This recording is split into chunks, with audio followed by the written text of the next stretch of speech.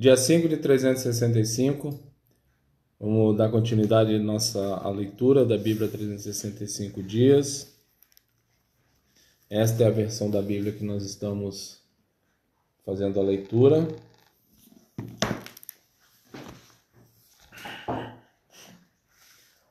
Hoje a gente vai ler Gênesis, Mateus, um Salmo e um Provérbio, né? Então, Gênesis 2, 14 a 24. O Senhor tinha dito a Abraão: deixe sua terra natal, seus parentes e a família de seu pai, e vá à terra que eu lhe mostrarei. Farei de você uma grande nação, o abençoarei e o tornarei famoso, e você será uma bênção para outros. Abençoarei os que o abençoarem, e amaldiçoarei os que o amaldiçoarem. Por meio de você, todas as famílias da terra serão abençoadas. Então Abrão partiu como o Senhor havia instruído, e Ló foi com ele. Abrão tinha 75 anos quando saiu de Harã. Tomou sua mulher, Sarai, seu sobrinho Ló e todos os seus bens, os rebanhos e os servos que havia agregado à sua casa em Harã, e seguiu para a terra de Canaã. Quando chegaram a Canaã, Abrão atravessou a terra até Siquém, onde acampou junto ao carvalho de Moré. Naquele tempo, os cananeus habitavam a região. Então o Senhor apareceu a Abraão e disse: darei esta terra a seus descendentes. Abrão construiu um altar ali e o dedicou ao Senhor, que lhe havia aparecido. Dali, Abraão viajou para o sul e acampou na região montanhosa, em Betel, a oeste, e Ai, a leste. Construiu ali mais um altar dedicado ao Senhor, e invocou o nome do Senhor. Abrão prosseguiu em sua jornada para o sul, acampando ao longo do caminho em direção a Neguebe. Naquele tempo, uma fome terrível atingiu a terra de Canaã, e Abrão foi obrigado a descer ao Egito, onde viveu como estrangeiro. Aproximando-se da fronteira do Egito, Abrão disse a Sarai, sua mulher: você é muito bonita. Quando os egípcios a virem, dirão: é mulher dele, vamos matá-lo para ficarmos com ela. Diga, portanto, que é minha irmã. Eles pouparão minha vida e, por sua causa, me trarão bem. De fato, chegando Abrão ao Egito, todos notaram a grande beleza de sua mulher. Quando os oficiais do palácio a viram, falaram maravilhas dela ao faraó e a levaram para o palácio. Por causa de Sarai, o faraó deu muitos presentes a Abrão: ovelhas, bois, jumentos e jumentas, servos e servas e camelos. Mas por causa de Sarai, mulher de Abrão, o Senhor enviou pragas terríveis sobre o faraó e sobre os membros de sua casa. Por isso, o faraó mandou chamar Abrão e disse: o que você fez comigo? Por que não me disse que ela era sua mulher? Por que disse que era sua irmã e permitiu que eu a tomasse como esposa? Aqui está sua mulher. Tome-a e vá embora daqui. O faraó ordenou que alguns de seus homens escoltassem Abrão com sua mulher e todos os seus bens para fora de sua terra. Abrão saiu do Egito e subiu para o Neguebe, junto com sua mulher, com Ló e com tudo que possuíam. Abrão era muito rico e tinha muitos rebanhos, prata e ouro. Do Neguebe prosseguiram em sua jornada, acampando ao longo do caminho em direção a Betel. Por fim, armaram as tendas entre Betel e Ai, onde haviam acampado anteriormente, e onde Abrão havia construído um altar. Ali, Abrão invocou o nome do Senhor outra vez. Ló, que viajava com Abrão, também havia enriquecido e possuía rebanhos de ovelhas, gado e muitas tendas. Os recursos da terra, porém, não eram suficientes para sustentar Abrão e Ló, com todos os seus rebanhos, vivendo tão próximos um do outro. Logo surgiram desentendimento entre os pastores de Abrão e de Ló. Naquele tempo, os cananeus e os fariseus também viviam na terra. Então Abraão disse a Ló: não haja conflito entre nós ou entre nossos pastores, afinal somos parentes próximos. A região inteira está à sua disposição. Escolha a parte da terra que desejar e nos separaremos. Se você escolher as terras à esquerda, ficarei com as terras à direita. Se preferir as terras à direita, ficarei com as terras à esquerda. Ló olhou demoradamente para as planícies férteis do Vale do Jordão, na direção de Zoar. A região toda era bem irrigada, como o jardim do Senhor ou como a terra do Egito. Isso foi antes de o Senhor destruir Sodoma e Gomorra. Ló escolheu para si todo o Vale do Jordão, a leste de onde estavam. Partiu para lá e se separou do seu tio Abrão. Assim, Abraão continuou na terra de Canaã, e Ló mudou suas tendas para um lugar próximo de Sodoma, e se prevaleceu entre as cidades da planície. Se estabeleceu. O povo desta região, porém, era extremamente perverso e vivia pecando contra o Senhor. Depois que Ló partiu, o Senhor disse a Abraão: olhe até onde sua vista alcançar, em todas as direções, norte e sul, leste e oeste. Toda essa terra que você está vendo, até onde sua vista alcançar, eu dou a você e a seus descendentes, como propriedade para sempre. Eu lhe darei tantos descendentes quanto o pó da terra, de modo que, se fosse possível contar o pó da terra, seria possível contar seus descendentes. Vá e percorra a terra em todas as direções, porque eu a dou a você. Então Abraão mudou seu acampamento para Hebrom e se estabeleceu junto ao bosque de carvalhos que pertencia a Manre.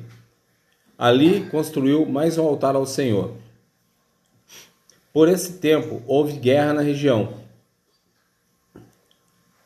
Amrafel, rei da Babilônia, Arioque, rei de Elazar, Quedorlaomer, rei de Elão, e Tidal, rei de Goim, lutaram contra Bera, rei de Sodoma, Birsa, rei de Gomorra, Sinabe, rei de Admá, Semeber, rei de Zeboim, e contra o rei de Belá, também chamado Zoar. Esse segundo grupo de reis reuniu suas tropas no vale de Sidim, ou seja, no vale do Mar Morto. Por 12 anos estiveram sob o domínio do rei Quedorlaomer, mas no 13º ano se rebelaram contra ele.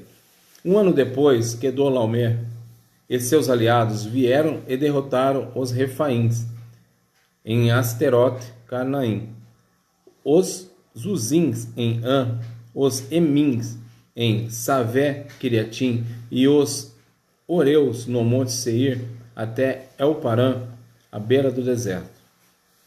Em seguida voltaram e foram a En-Mispate, hoje chamado Cádiz, e conquistaram o território dos amalequistas e dos amorreus que viviam em Azazon Tamar.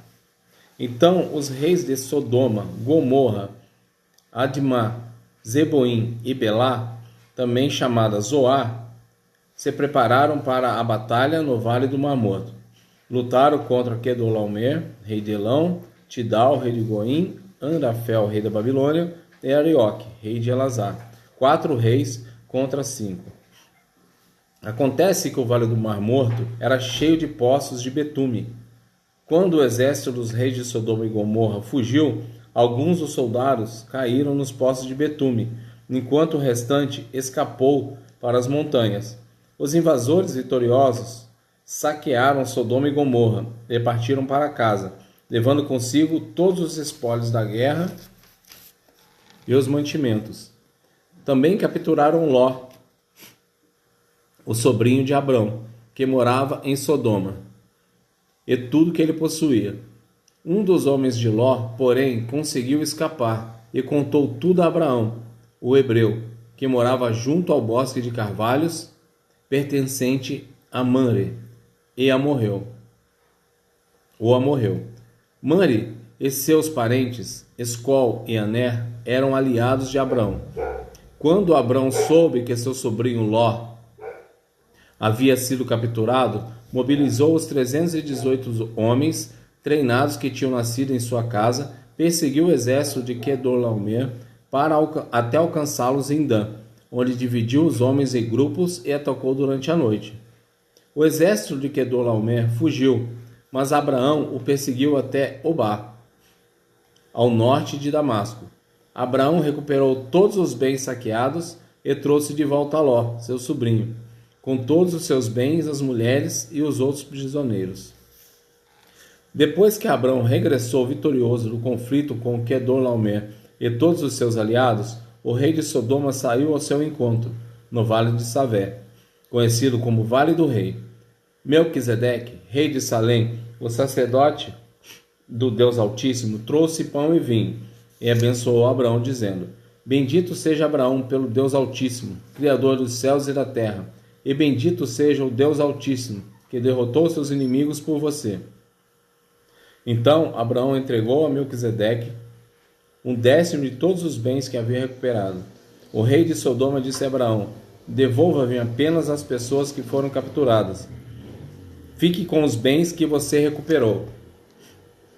Abraão respondeu ao rei de Sodoma: Juro solenemente diante do Senhor, o Deus Altíssimo, Criador dos céus e da terra, que não ficarei com coisa alguma do que é seu, nem sequer um fio ou uma correia de sandália. Do contrário, o rei poderia dizer: Fui eu quem enriqueci Abraão.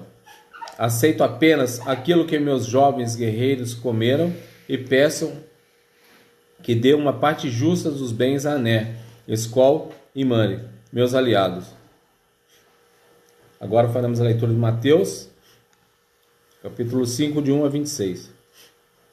Certo dia, quando Jesus viu que as multidões se ajuntavam, subiu à encosta do monte e ali sentou-se. Seus discípulos se reuniram ao redor e ele começou a ensiná-los. Felizes os pobres de espírito, pois o reino dos céus lhes pertence. Felizes os que choram, pois serão consolados. Felizes os humildes, pois herdarão a terra.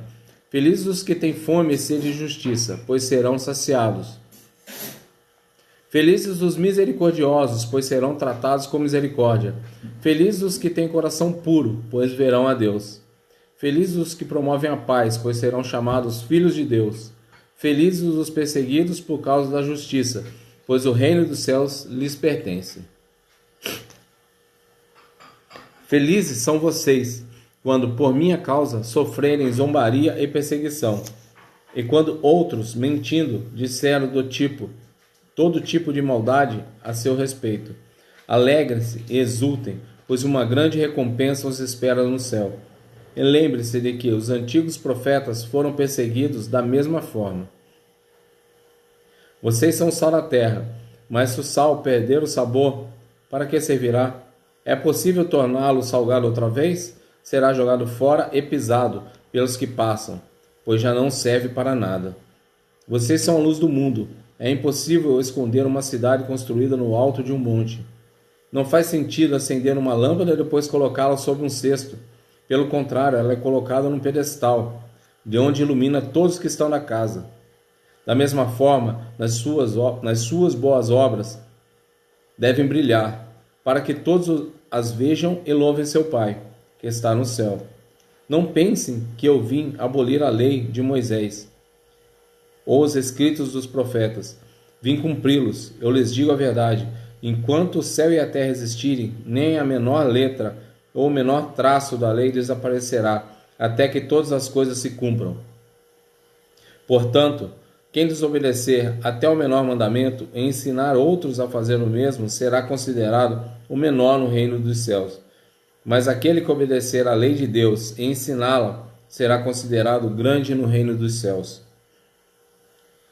Eu os advirto, a menos que sua justiça supere muito a justiça dos mestres da lei e dos fariseus, vocês jamais entrarão no reino dos céus.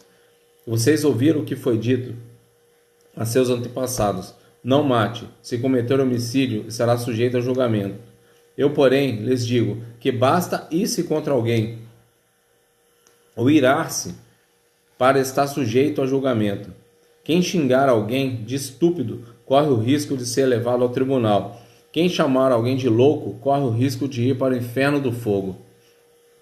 Portanto, se você estiver apresentando uma oferta no altar do templo e se lembrar de que alguém tem algo contra você, deixe sua oferta ali no altar, vá conciliar-se com a pessoa, então volte e apresente sua oferta. Quando você e seu adversário estiverem a caminho do tribunal, acertem logo suas dívidas e diferenças. Do contrário, Pode ser que o acusador o entregue ao juiz, e o juiz ao oficial, e você seja lançado na prisão. Eu lhe digo a verdade, você não será solto enquanto não tiver pago até o último centavo.